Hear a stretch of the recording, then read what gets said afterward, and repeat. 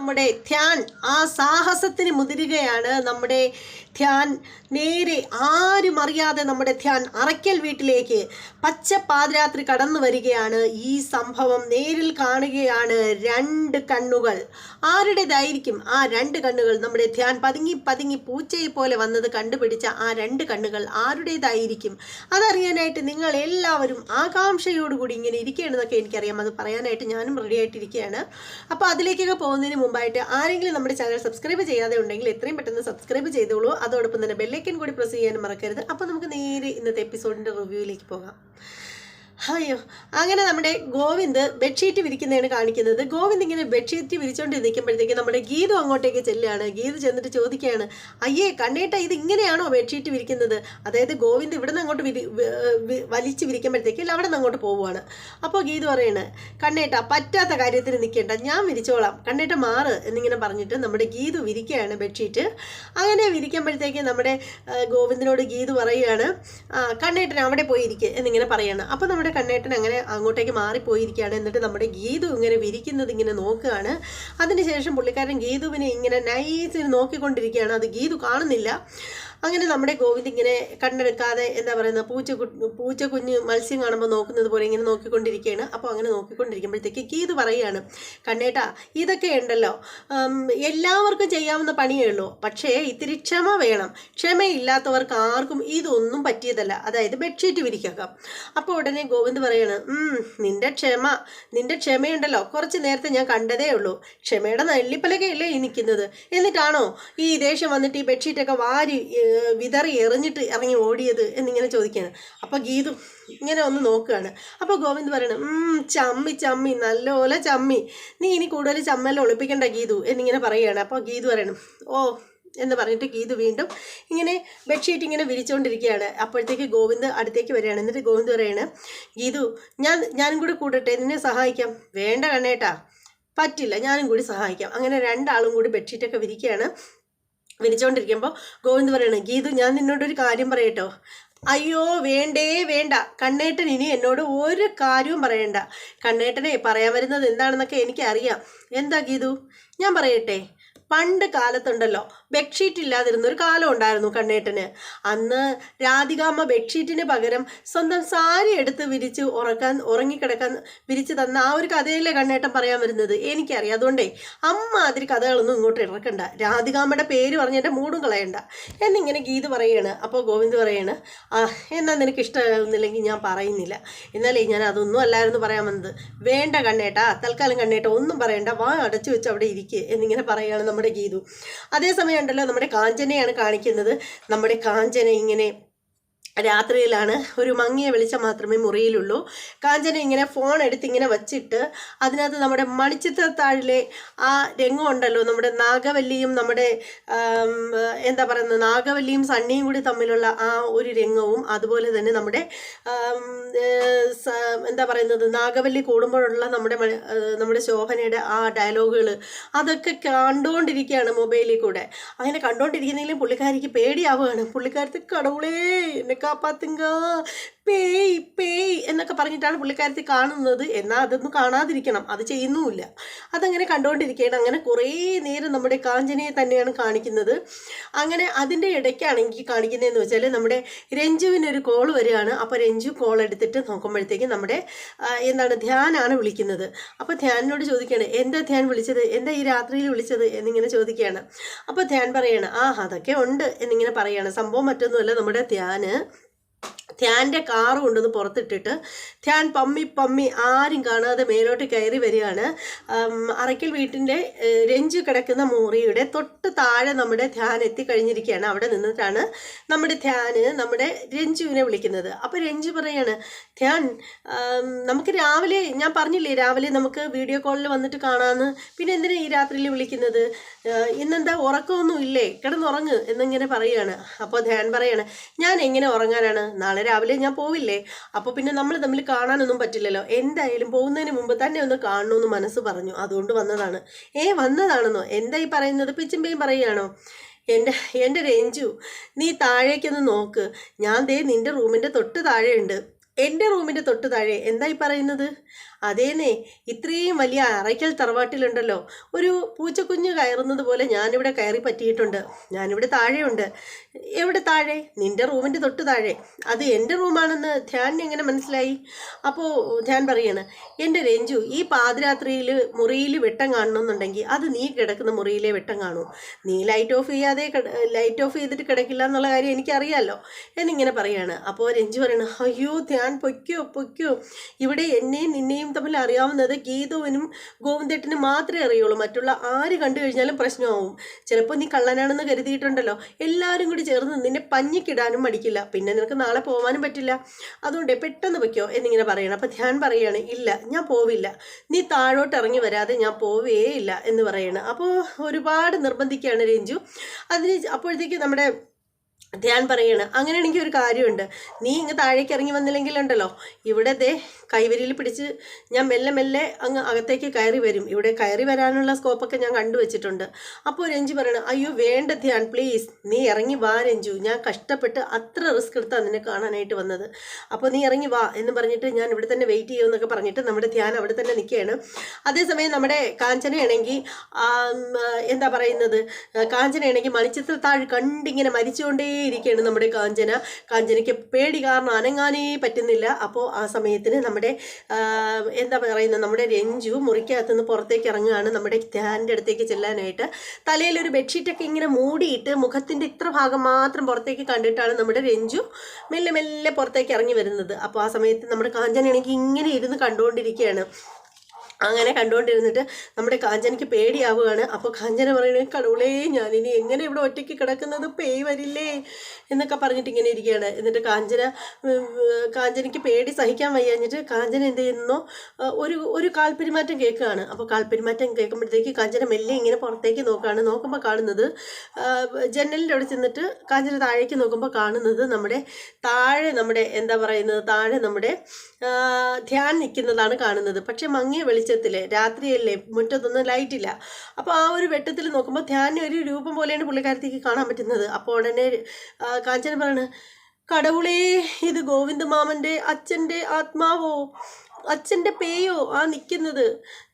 രാധിക മാമി മുറിയിലേക്ക് കയറിയപ്പോൾ പേയ് പുറത്തേക്ക് ഇറങ്ങിയതായിരിക്കും. ഇനിയിപ്പോൾ ഇതൊക്കെ ഞാൻ ആരോട് പറയുന്നത്, ഞാനിത് ആരെ വിളിച്ചുണർത്തും എന്നൊക്കെ പറഞ്ഞിട്ട് കാഞ്ചന ഇങ്ങനെ പേടിച്ച് നിൽക്കുകയാണ്. അങ്ങനെ പേടിച്ച് നിൽക്കുന്ന നേരത്തിന് നോക്കുമ്പോഴത്തേക്ക് നമ്മുടെ രഞ്ജു തലയിൽ കൂടെ ബെഡ്ഷീറ്റൊക്കെ ഇട്ടിട്ട് ഇപ്പം താഴേക്ക് ഇറങ്ങി പോകുന്നത് കാണുകയാണ്. അയ്യോ ഇത് ഗോവിന്ദമാമൻ്റെ അമ്മയുടെ ആത്മാവാ എന്നും പറഞ്ഞിട്ട് പുള്ളിക്കാരത്തി വീണ്ടും പേടിയാവുമ്പോഴത്തേക്ക് കാഞ്ചന പറയാണ്, ഈശ്വര ഇതിനിപ്പോൾ ഞാൻ എന്ത് ചെയ്യുന്നത്, 2 ആത്മാക്കളും പുറത്തേക്ക് പോയല്ലോ, ഇനി ഈ ആത്മാക്കൾ ഇനി അകത്ത് എൻ്റെ മുറിയിലേക്ക് കയറി വരുമോ എന്നൊക്കെ പറഞ്ഞിട്ട് ഇങ്ങനെ ആശയക്കുഴപ്പത്തിലായിട്ട് നിൽക്കുകയാണ് കാഞ്ചന. അപ്പോൾ കാഞ്ചനയ്ക്ക് ഒരു ഐഡിയ തോന്നുകയാണ്, ഈ ആത്മാക്കൾ എങ്ങോട്ടാണ് പോകുന്നതെന്ന് നോക്കാം. അയ്യപ്പെണ്ണൻ താഴെയുണ്ട്, ആത്മാക്കളെ തടഞ്ഞു നിർത്താനുള്ള ശേഷി അയ്യപ്പെണ്ണനുണ്ടാ എന്നൊക്കെ ഇങ്ങനെ ആലോചിക്കുകയാണ്. വിട്ടിത്തരങ്ങൾ മൊത്തവും നമ്മുടെ കാഞ്ചന ഇരുന്ന് ആലോചിക്കുകയാണ്. അതിനുശേഷം കാഞ്ചന മെല്ലെ താഴേക്ക് ഇറങ്ങി വരികയാണ്. നോക്കുമ്പോൾ കാണുന്നത് നമ്മുടെ ഒരു ആത്മാവും എന്താ പറയുന്നത്, നമ്മുടെ രഞ്ജു നമ്മുടെ ധ്യാനിൻ്റെ അടുത്തേക്ക് ചെന്നിരിക്കുകയാണ്. അപ്പോൾ ധ്യാൻ പറയുകയാണ്, രഞ്ജു നിന്നെ കാണാനായിട്ടാണ് ഞാൻ വന്നത്, എനിക്ക് നിന്നെ കാണാതെ പോയി കഴിഞ്ഞാൽ പിന്നെ എനിക്ക് സമാധാനമാവില്ല എന്നൊക്കെ പറഞ്ഞിട്ട് അവരങ്ങനെ ഓരോരോ പ്രണയ സല്ലാപങ്ങളുമായിട്ട് അവിടെ നിൽക്കുകയാണ്. അപ്പോൾ ആ സമയത്ത് കാഞ്ചന പെല്ലെ താഴേക്ക് പമ്മി ഇറങ്ങി വരികയാണ്. എന്നിട്ട് കാഞ്ചന കുറച്ച് അങ്ങോട്ടേക്ക് ഗ്യാപ്പിൽ നിന്നിട്ട് ഇങ്ങനെ ഇങ്ങോട്ട് നോക്കുമ്പോഴത്തേക്ക് കാഞ്ചനയ്ക്ക് തോന്നുകയാണ് ഗീതുവിൻ്റെ പോലെ തോന്നുകയാണ്. അപ്പോൾ കാഞ്ചന പറയണ, അല്ല അത് ഗീതുപ്പാപ്പയല്ലേ, ഗീതുപ്പാപ്പ ആരും കാണാതെ രാത്രിയിൽ ഇറങ്ങി വന്നതാണല്ലേ, ഗോവിന്ദ മാമനെ ഉറക്കിക്കിടത്തിയിട്ട് ഗീതുപ്പാപ്പ പുറത്തേക്ക് ഇറങ്ങി.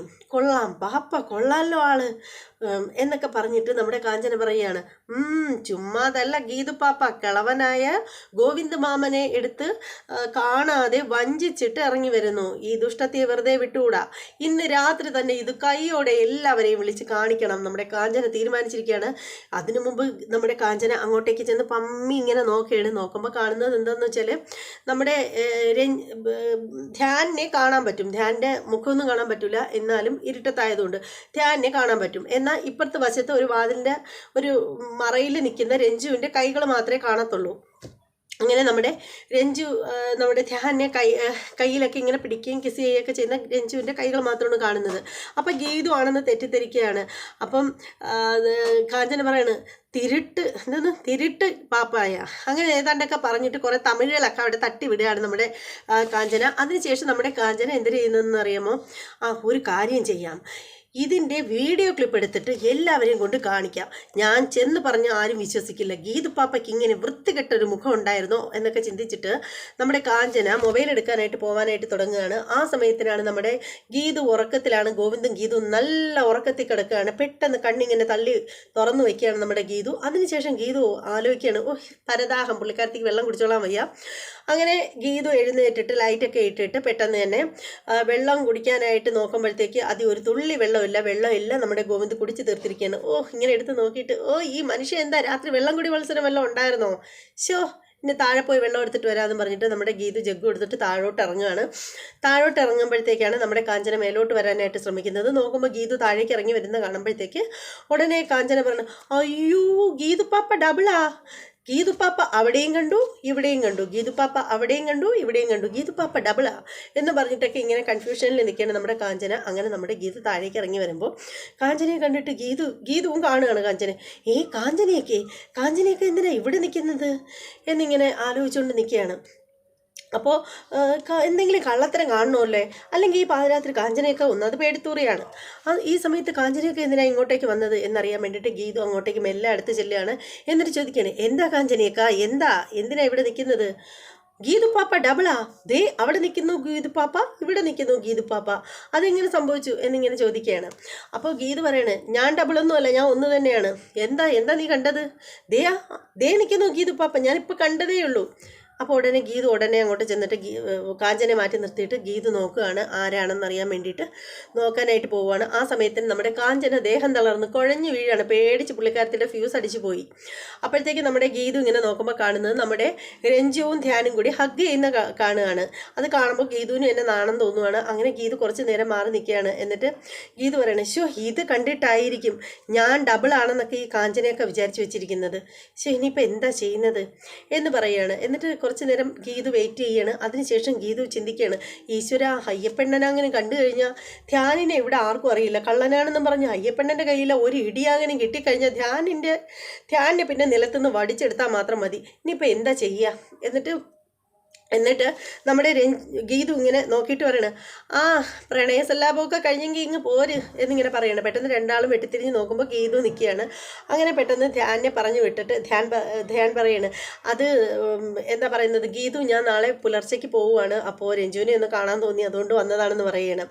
അപ്പോൾ ഉടനെ ഗീതു പറയണേ, എൻ്റെ ധ്യാൻ, നീ എന്ത് മണ്ടത്തരായി കാണിച്ചത്? ഇവിടെ അയ്യപ്പേട്ടൻ്റെ കണ്ണിൽ അങ്ങനെ പെട്ടാലുണ്ടല്ലോ നിൻ്റെ പൊടി പോലും ഉണ്ടാവില്ലായിരുന്നു. എന്നോടൊരു വാക്ക് പറഞ്ഞുകൂടായിരുന്നോ? എന്നോട് വിളിച്ച് പറഞ്ഞിരുന്നെങ്കിൽ ഞാനായിട്ട് തന്നെ അവസരം ഉണ്ടാക്കി തരില്ലായിരുന്നോ എന്നിങ്ങനെ ചോദിക്കുകയാണ്. അങ്ങനെ നമ്മുടെ ധ്യാൻ പോയി കഴിയുകയാണ്. ധ്യാൻ പോയിട്ട് നമ്മുടെ രഞ്ജുവും ഗീതും കൂടി അകത്തോട്ട് കയറാനായിട്ട് നോക്കുമ്പോഴത്തേക്ക് കാഞ്ചന നടാന്നും പറഞ്ഞ് ചക്ക വെട്ടിയിട്ടാണെങ്കിൽ നിലത്ത് കിടക്കുകയാണ്. അങ്ങനെ വെള്ളമൊക്കെ കൊണ്ടുവന്ന് മുഖത്ത് കുടഞ്ഞിട്ട് നമ്മുടെ കാഞ്ചനയെ വിളിക്കുകയാണ്. കാഞ്ചനയെ വിളിക്കുമ്പോഴത്തേക്ക് കാഞ്ചന പറയണേ, ഞാൻ മാത്രമേ കണ്ടുള്ളൂ എന്ന് പറഞ്ഞിട്ടൊക്കെ ഇങ്ങനെ പറഞ്ഞുകൊണ്ടേ ഇരിക്കുകയാണ്. അപ്പോൾ ഉടനെ ഗീതു പറയണേ, എന്താ കാഞ്ചനയൊക്കെ, എന്താ ഈ കിടന്ന് പറയുന്നത്? അപ്പോൾ ഉടനെ ഇങ്ങനെ നോക്കിയിട്ടാണ് രണ്ടുപേരെയും നോക്കുകയാണ്. അപ്പോൾ നോക്കുമ്പോൾ ഒരെണ്ണം രഞ്ജു ആണെന്ന് മനസ്സിലാവുകയാണ്. അപ്പോഴാണ് നമ്മുടെ കാഞ്ചന പറയുന്നത്, ഇത് രഞ്ജു പാപ്പ, ഇത് ഗീതു പാപ്പ, അവിടെ നിൽക്കുന്നതും ഗീതു പാപ്പ, രണ്ട് ഗീതു പാപ്പ ഡബിളാ, ഞാനേ പാത്തുള്ളൂ, ഞാൻ മാത്രമേ പാത്തുള്ളൂ എന്ന് പറഞ്ഞിട്ട് ഇങ്ങനെ പറഞ്ഞുകൊണ്ടേ ഇരിക്കുകയാണ്. അപ്പോൾ ഗീതു പറയണേ, കാഞ്ചനേക്ക, നന്ദനം സിനിമയിലെ ഡയലോഗൊക്കെ വിട്ടിട്ട് നേരെ റിയാലിറ്റിയിലേക്ക് വാ എന്നിങ്ങനെ പറയാണ്. മര്യാദയ്ക്ക് മുറി പോയി കഥ അടച്ച് കിടന്നോ, ഇവിടെ രാത്രിയിലെ പ്രേതശല്യം ഉള്ളതാണ്, അറിയില്ലേ അതൊക്കെ എന്നിങ്ങനെ പറയുകയാണ്. അപ്പോൾ കാഞ്ചനയൊക്കെ പറയണേ, എനിക്ക് തോന്നുന്നത് ഗോവിന്ദ് മാമൻ്റെ അച്ഛൻ്റെ ആത്മാവും അമ്മയുടെ ആത്മാവും കൂടി രാധികാമ്മ അകത്തേക്ക് ചെന്നപ്പോൾ പുറത്തേക്ക് ഓടിയതായിരിക്കും, അവരുടെ ആത്മാക്കളെ ആയിരിക്കും ഞാനിപ്പോൾ കണ്ടിട്ടുള്ളത് എന്നിങ്ങനെയൊക്കെ മണ്ടത്തരങ്ങളൊക്കെ വിളിച്ച് പറഞ്ഞുകൊണ്ടിരിക്കുകയാണ്. അപ്പോൾ ഗീത് പറയണ, അത് തന്നെയാണ് സത്യം, എന്തായാലും കാഞ്ചനയൊക്കെ മുറിക്കകത്ത് പോകുകയാണ്, പൊയ്ക്കോളാൻ പറയുകയാണ്. അങ്ങനെ അപ്പോൾ നമ്മുടെ കാഞ്ചന പറയാണ്, നിങ്ങൾ രണ്ടുപേരും കൂടി എന്നെ മുറിക്കകത്ത് കൊണ്ടുവന്ന് കിടത്തണം. എന്തിനാ അത്? അല്ല, എനിക്ക് ഒറ്റയ്ക്ക് പോകാൻ പറ്റില്ല, ആവിയുണ്ട്, ആവിയോ, ഫാനിട്ടാ പോരെ? ആവിയല്ല, പേയ് പ്രേതം, ആ പ്രേതം ഉണ്ടെങ്കിൽ വാ, ഞങ്ങൾ കൊണ്ടാക്കാം. അല്ല, മുറി കൊണ്ടാക്കിയിട്ട് ഞങ്ങൾ വരുമ്പോൾ കാഞ്ചനയൊക്കെ എന്ത് ചെയ്യും? നേരം വെളുക്കോളം ഞാൻ ഭഗവാന്റെ ചിത്രം കണ്ടുകൊണ്ടിരിക്കാം.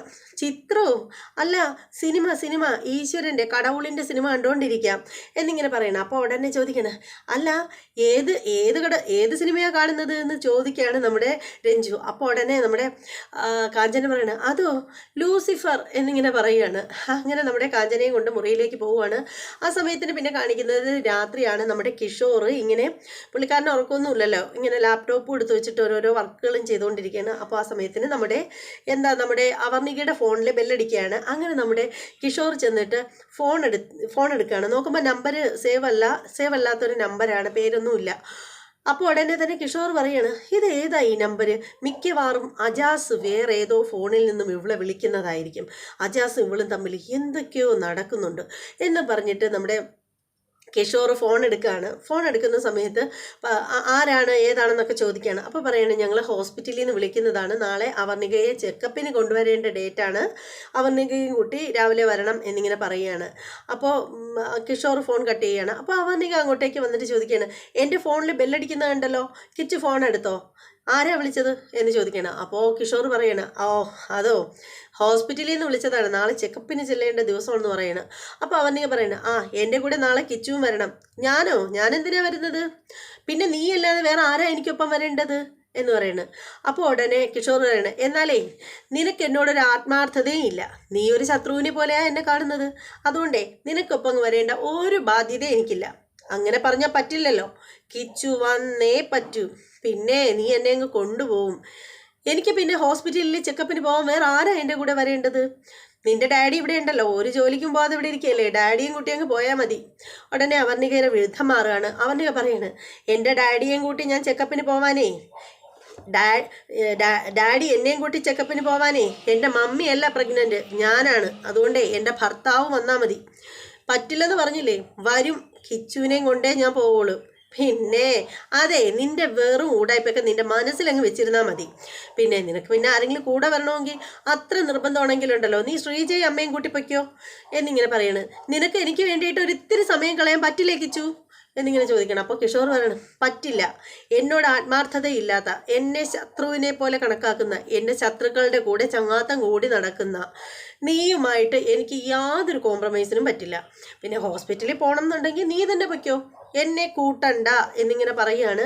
അതിനുശേഷം കിഷോർ പറയണം, പിന്നെ നീ ഒരു കാര്യം ചെയ്യ്, നിൻ്റെയും എൻ്റെയും പേരിൽ ഇരിക്കുന്ന ബാങ്ക് ബാലൻസും അതുപോലെ ഈ കണ്ട സ്വത്തും ഒക്കെ നമുക്ക് രണ്ടുപേർക്കും തുല്യ അവകാശമാണല്ലോ നിൻ്റെ ഡാഡി വെച്ചിരിക്കുന്നത്. അപ്പോൾ എൻ്റെ അവകാശം നീ ഇങ്ങ് തീരെഴുതി എനിക്ക് തന്നേരെ.